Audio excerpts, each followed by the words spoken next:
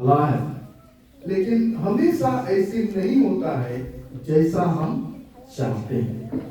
तो प्रश्न उठता है क्यों ऐसी नहीं हो पाता है, ताकि हम उन बातों को अगर समझेंगे कि हमारे जीवन में क्या कमी है और उस कमी को कैसे दूर करेंगे और हम कैसे वो चाह को, परमेश्वर की इच्छा को हमारे जीवन में पूरा करेंगे, इन बातों को देखेंगे। तो इन बातों को देखने के लिए हम एक दूसरा अनुच्छेद में यीशु मसीह के बातों पे जाना पसंद करेंगे और वो हमको मिलेगा, बाइबल में आपको मिलेगा लूका 5 अध्याय। लूका 5 अध्याय हम 1 पद से 11 पद पढ़ेंगे और हम लोग वहीं पर ध्यान करेंगे।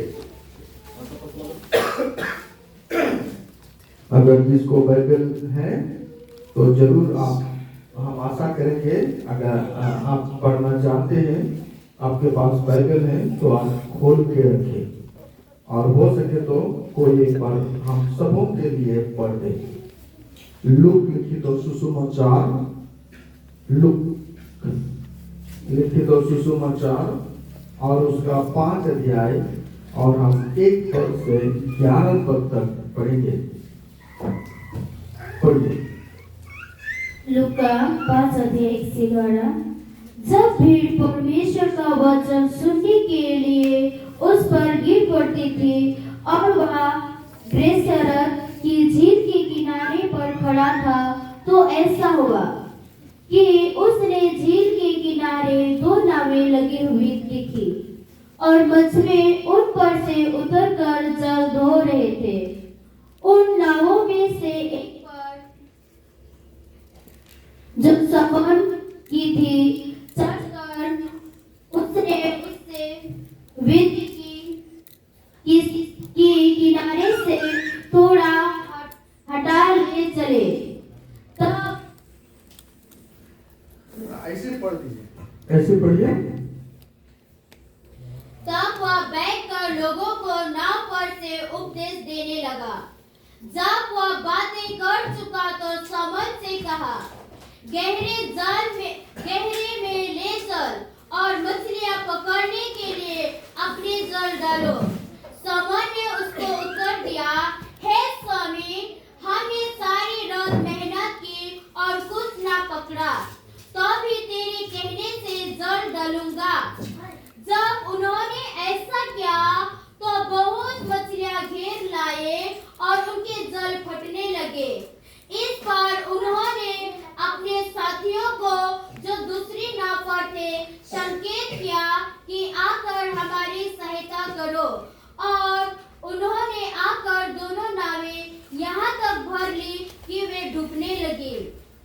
यह देखकर शमौन पतरस यीशु के पांवों पर गिरा और कहा, हे प्रभु, मेरे पास से जा, क्योंकि मैं पापी मनुष्य हूँ।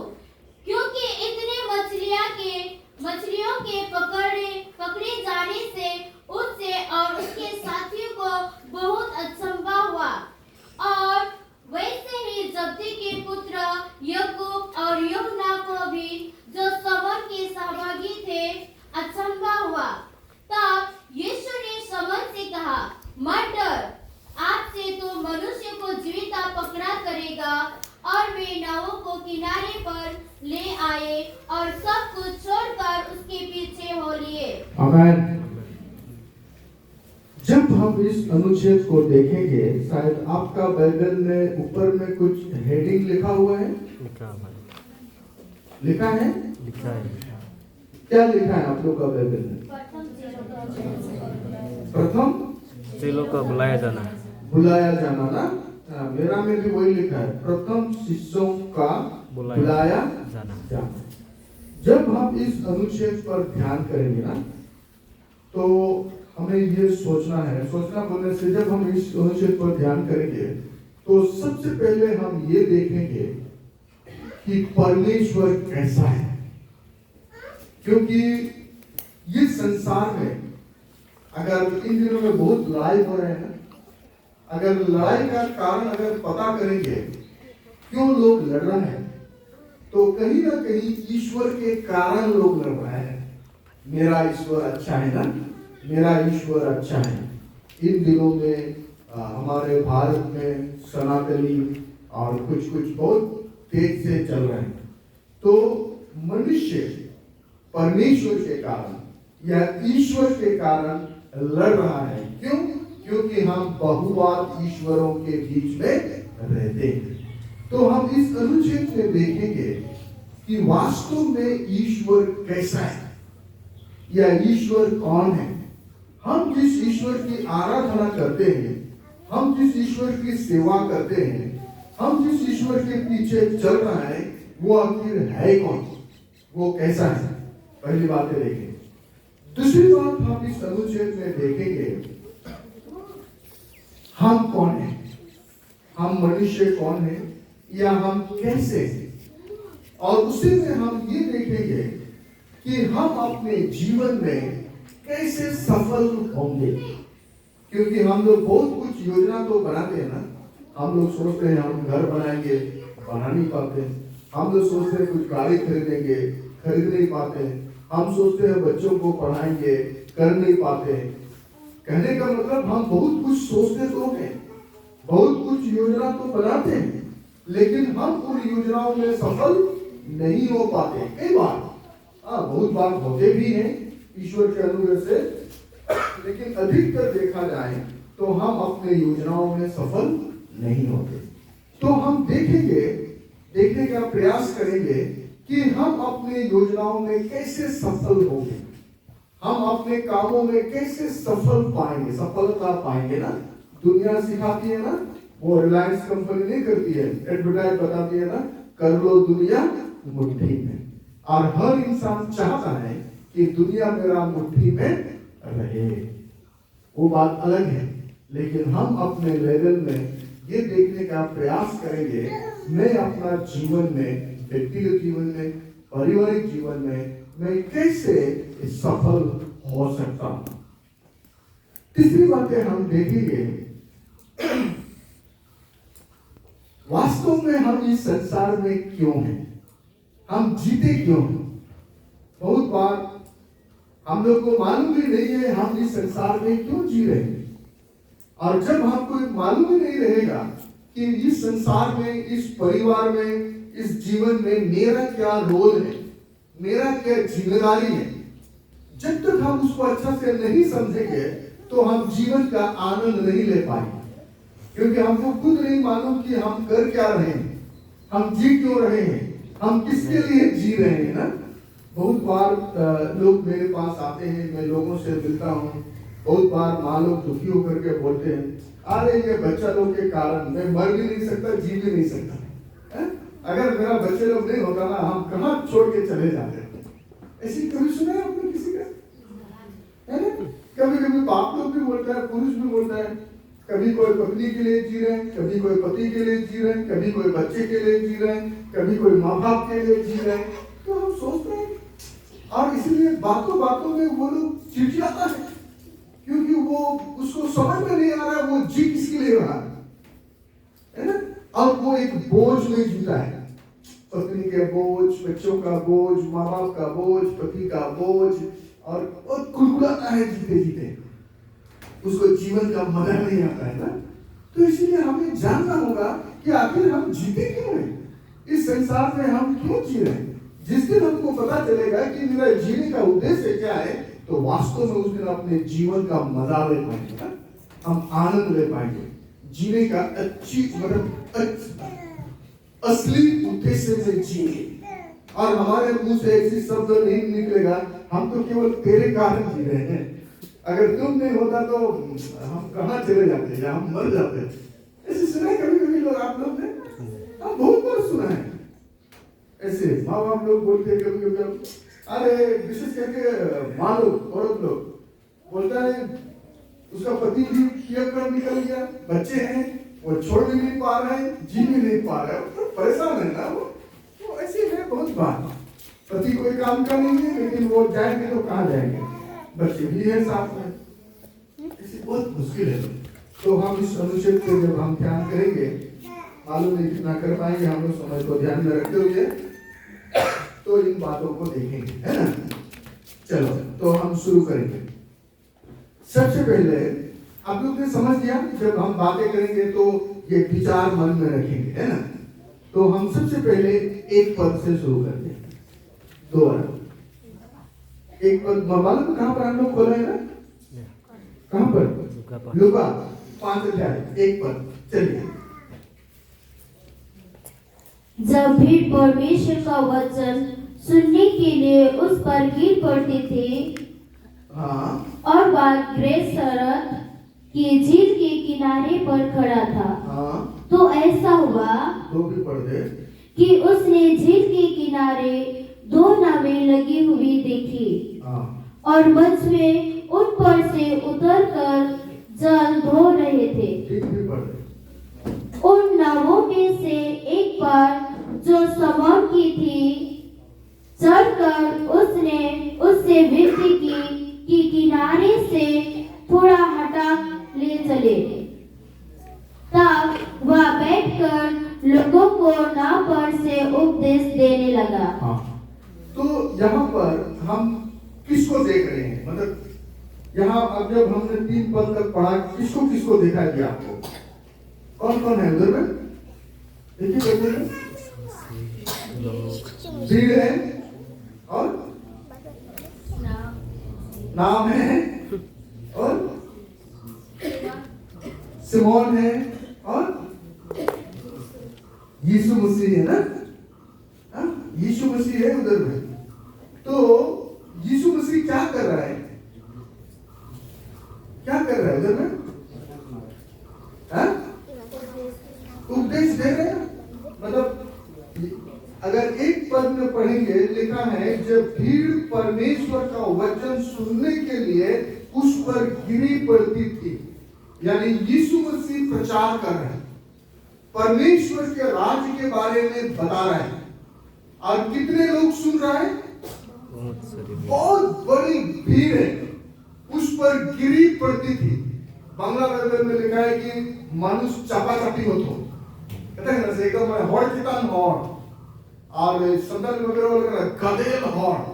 तो कहने का मतलब ये 1-2 आदमी की बात नहीं है, बहुत बड़ी भीड़, असंख्य भीड़ यीशु मसीह के वचन को, परमेश्वर के राज्य के कथा को क्या कर रहे हैं? सुन रहे हैं। और हम आगे जब पढ़ते हैं देखते हैं यीशु मसीह एक बहुत बड़ी भीड़ को छोड़ करके एक व्यक्ति के पास जाता है जिसका नाम है क्या? समौन। समझ रहे हो बात? तो देखो मेरा हम सीखते क्या है या हम देखते क्या है? हम जिस परमेश्वर की आराधना करते हैं, हम जिस यीशु मसीह की सेवा करते हैं, वो एक एक आदमी के पास रुचि रखता है। हाँ, वो यहोवा परमेश्वर है, वो सेनाओं का परमेश्वर है, सारे सृष्टि करता है। वो इतनी बड़ी भीड़ को छोड़ करके एक आदमी के पास इंटरेस्ट ले रहे हैं। समझना है? तो कहने का मतलब है हम जिस परमेश्वर की आराधना करते हैं वो सारे संसार का परमेश्वर तो है, लेकिन वो एक व्यक्तिगत परमेश्वर है। समझ रहे? सारे तो जब तक हम परमेश्वर के साथ व्यक्तिगत संबंध नहीं बनाते हैं तब तक कोई फायदा नहीं। तो सोचिए परमेश्वर एक इंसान को कितना प्रेम करता है। आज बहुत बार हम लोग भीड़ चाहते हैं, समझ में आ रहा है? भीड़ चाहते हैं हम लोग को लगता है अगर भीड़ ना हो तो कोई काम का ना हो। हम लोग चाहते हैं कि हमेशा क्या रहे? भीड़ रहे, बहुत बड़ी भीड़ रहे। लेकिन यहाँ पर हम बहुत बार हमने ये देखा, बहुत स्पीकर लोगों को भी देखा है। अगर आप कहीं पर मीटिंग रखेंगे, अगर आप उसको बुलाएंगे तो आपको पूछेगा कितने लोग जमा होंगे। अगर कम लोग जमा होंगे तो वो बोलेगा मेरे पास टाइम नहीं। हाँ, ऐसे मैंने सुना है बहुत लोगों को, वो 20 आदमी, 10 आदमी, 50 आदमी को प्रचार करना नहीं मांगता है। हजारों भीड़ रहेगा तो जाकर के वो जाएगा। इतना छोटा लोगों को नहीं जाएगा। ये मनुष्य के बारे में बातें कर रहा हूं। लेकिन हम जिस परमेश्वर की सेवा करते हैं, हम जिस परमेश्वर की आराधना करते हैं, हम जिस परमेश्वर ने हमें बुलाया, जब हम उस परमेश्वर के बारे में सोचते हैं तो वो एक ऐसा परमेश्वर है, वो एक आदमी के लिए भी टाइम निकालता है। वो एक आदमी के साथ भी समय बिताता है। वो एक आदमी के साथ भी बात करता है। तो परमेश्वर हजारों को छोड़ करके, बड़ी भीड़ को छोड़ करके एक आदमी के पास आता है और उससे बातें करना, उसको टाइम देना। प्रश्न ये उठता है, क्या आज आपके पास समय है परमेश्वर से बात करने के लिए? हम मनुष्य ना बहुत बिजी हो गए, बहुत व्यस्त। कभी कभी लोग बोलते हैं, मुझे तो सांस लेने का भी फुर्सत नहीं है। ऐसे सुना है कभी किसी से? हाँ, मैंने सुना है। लोग कुछ अगर फोन करते हैं, कुछ बात करते हैं, काम करते, कैसा यार बहुत बिजी। बोला हम इतना व्यस्त है कि हमको सांस लेने का भी फुर्सत नहीं है। और क्या बोल रहे हैं उसको खुद नहीं मालूम। ऐसे शब्दों को अगर बोल रहे हैं ना, हमारे गांव में एक लड़का है, वो लोग है ना घर में दो जगह में, मतलब उसका अपना घर दूसरे जगह में और चाचा लोग का घर दूसरा जगह में। बहुत दूर नहीं है, पास नहीं है, इस टोला से उस टोला, अगल बगल। मतलब हम जिस घर में रह रहे हैं वहां से और थोड़ा सा इधर 2 घर इतना दूर। तो जब भी उसको कुछ काम दो, बात करो, फोन करो, वो बोलेगा हम बहुत व्यस्त हैं। बोलेगा बहुत व्यस्त है। क्या कर रहे हैं? उस घर से इस घर आ रहा है, इस घर से उस घर जा रहा है, बस उसका काम ही वही है। लेकिन उसी में वो बहुत व्यस्त है और उसका दूसरा काम नहीं। कभी कभी हम लोग कोई काम नहीं है, लेकिन फिर भी हमको लगता है हम बहुत व्यस्त हैं। और बहुत बार हम लोग फालतू कामों में व्यस्त हैं। उदाहरण के लिए मरियम और मार्था का कहानी जानते हैं? मार्था बेचारी बहुत व्यस्त अपने आप को दिखाई, और शायद सच में होगी भी। और बाद में इतना कुलकुलाई, यीशु के पास शिकायत की। यीशु को बोली, मार्था ने यीशु को बोली कि प्रभु ये बहन तो बहन है, वो तो समझ ना समझ है, कम से कम आप तो समझ है, आप तो बहन को बोलिए हमको मदद करे। यीशु ने क्या बोला? हे मरता तू क्यों बहुत बातों के लिए घबराती है? तू मरियम ने उत्तम चीजों को चुन लिया। मालूम है ना, कहानी को छोटा करते हुए बोलो, कभी कभी हम लोगों को लगता है हम बहुत व्यस्त हैं और हम लोग झूठ मूठ का व्यस्त हैं। वास्तव में हम व्यस्त हैं। ये मैं सीरियसली आपको आगाह करता हूं, चेतावनी देता हूं या पूछता हूं, हम जिस परमेश्वर की आराधना करते हैं उसके पास टाइम है क्या? आपके पास टाइम है क्या? आप निकल करके परमेश्वर के वचन को पढ़ रहे हैं? क्या आप प्रार्थना कर रहे हैं? क्या आप उसके सम्मुख संगति करने के लिए आराधना में जा रहे हैं? या आप भी बोल रहे हैं हम बहुत व्यस्त हैं, हमारे पास टाइम नहीं है? कभी कभी मैं बोलता हूं, आज लोगों के पास बहुत समय है ना, समय है कि नहीं? बहुत चीज आजकल शॉर्टकट हो गई ना। पहले तो हम लोग सब कुछ मैनुअल करते थे। खेती करने के लिए हम बैल से हाथ जोतते थे, हाथ जोतते थे। आजकल ट्रैक्टर से कर रहे हैं। धान काटने के लिए पहले हाथ से करते थे, आजकल मशीन से कर रहे हैं। पानी लाने के लिए कहां कहां जाते थे, आजकल घर में है। टॉयलेट करने के लिए कहां कहां जाते थे, आजकल घर में है। क्या? तो बहुत बातें पलक झपकते हो रहा है जी। अगर इतने कामों को कर दिया है पलक झपकते, पहले तो सब लोग धान वो करेगा, आजकल कोई करता है? कोई नहीं करता है। बोरा लेगा, मशीन में पिसा करके लेके आ गया, एक दिन में, एक महीना में। तो हमारे पास टाइम ही टाइम है, लेकिन हमको इससे फुर्सत मिले तब ना, इससे मतलब इससे फुर्सत मिले तब ना, नहीं क्या? जो हमको बेवकूफ बना के रखा है, समझ रहे हैं? तो कहने का मतलब परमेश्वर आपके साथ बात करना चाहता है। वो हजारों को छोड़ करके आपसे रुचि ले रहा है, हजारों को छोड़ करके आपकी घर आ रहा है, हजारों को छोड़ करके आपको टाइम दे रहा है।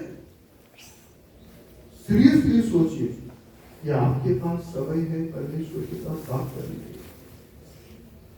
क्या आप डेली बात कर रहे हैं?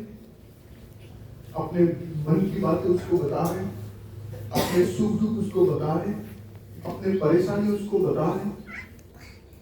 परमेश्वर के साथ हमारी एक व्यक्तिगत संबंध की आवश्यकता है।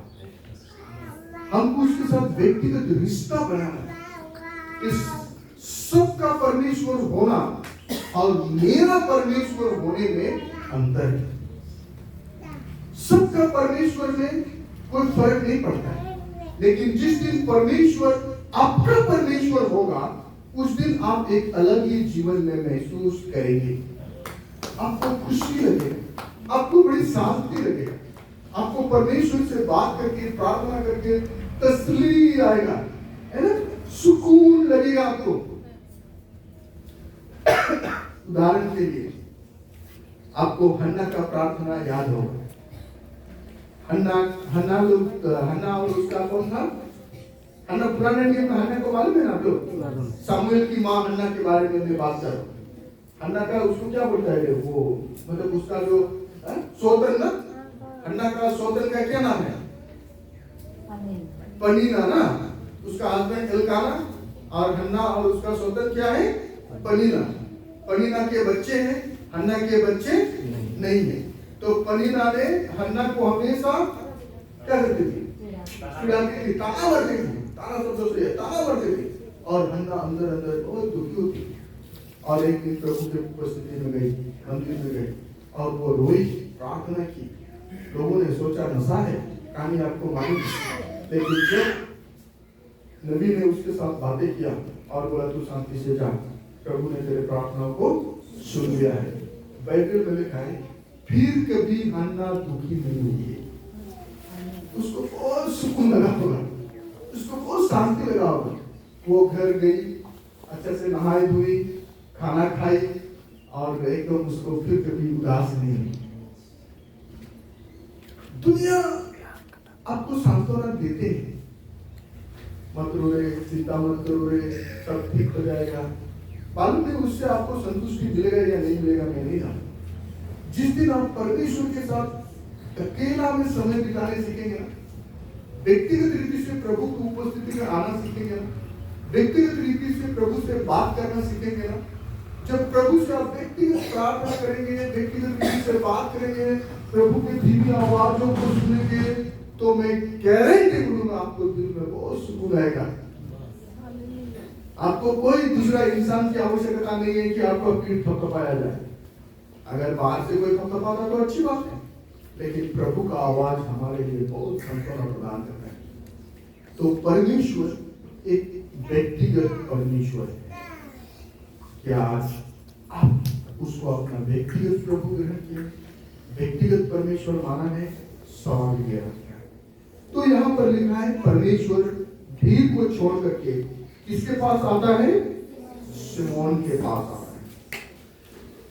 ये घटना ना, ये जो लूका 5 में पढ़े हैं, हम लोग को मत्ती में भी मिलता है, मरकुस में भी मिलता है, यूहन्ना में भी मिलता है। जब वो शिमोन के पास आता है और शिमोन को बोलता है कि तेरे नाव में मेरे लिए जगह है, दूसरा अनुच्छेद में लिखा है वो सब, क्या तेरे नाव में मेरे लिए जगह है बोलता है। नाव, बाइबल में नाव बहुत मिलता है। नाव ना, यहाँ पर नाव लिखा है ना। गाना भी बहुत है नाव के ऊपर में ना। सातवीं गाना में जीवन रूपी मोर ढोंगा, और ढोंगा है ना सातवीं में, तो ढोंगा बोलो, नाव बोलो, जहाज बोलो, है ना। जीवन रूपी मोर ढोंगा है, पाप रूपी समुद्र माझे, मालूम है ना। तो कहने का मतलब है, हम क्या बोलेंगे, नाव शब्द ठीक है। नाव क्या है? नाव देखिए आप लोग, देखें कि नहीं? ये तो बहुत नदी है। नाव से क्या मतलब है? नाव व्यक्तिगत जीवन के साथ तुलना किया गया है ना। कभी कभी नाव को पारिवारिक जीवन के साथ तुलना किया गया और कभी कभी नाव को ना कलीसिया के साथ तुलना किया गया। उदाहरण के लिए पुराना नियम में योना के पुस्तक को अगर पढ़े, योना भी नाव में था ना भाई, सो रहा था, उसको हम कलीसिया के साथ तुलना करते। तो नाव को क्या के साथ तुलना करते हैं? कभी कभी क्या व्यक्तिगत जीवन रूपी मौत हो रहा है ना, यानी वो व्यक्तिगत जीवन भी नाव के समान है, पारिवारिक जीवन भी नाव के समान है और कभी कभी कलीसिया भी नाव के समान है। तो इस जगह पर अगर हम तुलना करेंगे, समझने का प्रयास करेंगे, तो यहाँ पर शायद व्यक्तिगत जीवन के साथ लगता है। तो यीशु मसीह आता है और शमौन को पूछता है, क्या तेरे नाव में मेरे लिए जगह है? तो उसको अगर हम अपनी भाषा में बोलेंगे तो यीशु मसीह बोलता है, क्या तेरे जीवन में मेरे लिए जगह है? समझ में आ रहा है? प्रश्न ये उठता है, क्या सच में आज आपके जीवन में यीशु के लिए जगह है? क्या मेरे जीवन में यीशु के लिए जगह है? आज हम लोग इतना व्यस्त हो गए, इतना चीजों को बटोर लिया है, इतना कामों को समेट लिया है, कभी कभी हमारा प्रभु के लिए हमारे हृदय में, घर में, जीवन में जगह नहीं है। मैं बहुत पहले जब नया प्रभु में आया ना, तो मैं एक गिरजा में बड़ा दिन में गया, तो बड़ा दिन में वहां पर बच्चे लोग ना नाटक कर रहे थे। नाटक ऐसी है, मैं बता दूं नाटक बच्चे लोग ऐसी कर रहे थे। एक तो लंबा सा बेंच लगाया, बेंच बिठाया, आपने देखा होगा वो नाटक शायद, लंबा सा बेंच बिठाया और वो नाटक में वो बेंच का जो अर्थ है ना, बेंच है मनुष्य का हृदय। तो यीशु मसीह आया, दरवाजा खटखटाया, आदमी दरवाजा खोला, यीशु को अंदर बुलाया और बेंच में बिठाया। बेंच क्या है? हृदय ना। तो दरवाजा खोला, बेंच में बिठाया, मतलब हृदय में बिठाया, घर में बिठाया। घर ही बोलिए, चलिए। कुछ देर के बाद और कोई दरवाजा खटखटाया, तो दरवाजा खटखटाया तो एक आदमी शराब पीते पीते आया, तो बोला, आज मैं आपका घर में रहूंगा। तो आदमी ने बोला, नहीं, मेरे घर में यीशु मसीह है, वो आपके जैसा लोगों को पसंद नहीं करता, आपके लिए जगह नहीं। वो आदमी ने बोला, केवल एक ही रात तो रहते हैं, अरे हम उसके साथ थोड़ी ना सड़ेंगे, हम दूसरा कोना मिले, हमको एक ही रात के लिए तो जगह दे दे। जब उसने बहुत रिक्वेस्ट किया तो बोला, अच्छा ठीक है, केवल एक रात। बोला ठीक है। तो उसको फिर लेके आया और उसी बेंच में बिठाया, हृदय तो वही है ना, उसी में बिठाया। तो इसको थोड़ा सा घसकाया, यीशु मसीह को थोड़ा घसकाया और उसको घर में बिठाया। फिर कुछ देर के बाद और एक आदमी ठटकाया, शायद वो चोरी करते करते आ रहा है। तो बोला, हमको लोग पीछा कर रहे हैं, भाई चोरी करते हुए आ रहे, आप हमको छिपा लीजिए, जगह दीजिए। उसने बोला, नहीं, जगह बिल्कुल नहीं, ऑलरेडी यीशु मसीह है, तो दूसरा मतलब ही है, तुम्हारे लिए जगह नहीं। उसने बहुत रिक्वेस्ट किया, तो बोला, थोड़ा देर के लिए रहने दीजिए, थोड़ा देर के लिए छिपने दीजिए। तो उसने उसको भी जगह दे दिया। तो यीशु मसीह को और थोड़ा धक्का दिया। कुछ देर के बाद फिर एक आदमी आता है कुछ गलत करते हुए, उसने भी बहुत रिक्वेस्ट किया और इसने ना नहीं बोल पाया, और बाद में यीशु मसीह को उस बेंच में से ढकेल के गिरा ही दिया। तो घसकाते उसको हटा ही दिया, बाकी ये सारे लोग बढ़ गए। नाटक कहानी का समझा, अर्थ समझा। बहुत बार हम यीशु मसीह को जीवन में रखते तो थे, बैठाए तो थे, लेकिन इस भाग दौड़ की जिंदगी में, इस संसार में, बाल बच्चों को बड़ा करने में, खेती बाड़ी करने में, व्यवसाय करने में, नौकरी करने में, क्या करने में हम इतना व्यस्त हो गया, हमारे जीवन में यीशु के लिए टाइम नहीं है। और कभी कभी हम उसको ढकल के गिरा देते, बाहर कर देते, मतलब लाइफ से बाहर, और दूसरा चीजों को हम अपने हृदय में रखते हैं। तो यीशु मसीह शमौन के पास आता है और वो बोलते हैं, क्या तुम्हारे दिल में, तुम्हारे हृदय में, तुम्हारे नाव में मेरे लिए जगह है? आज आपके लिए ये सब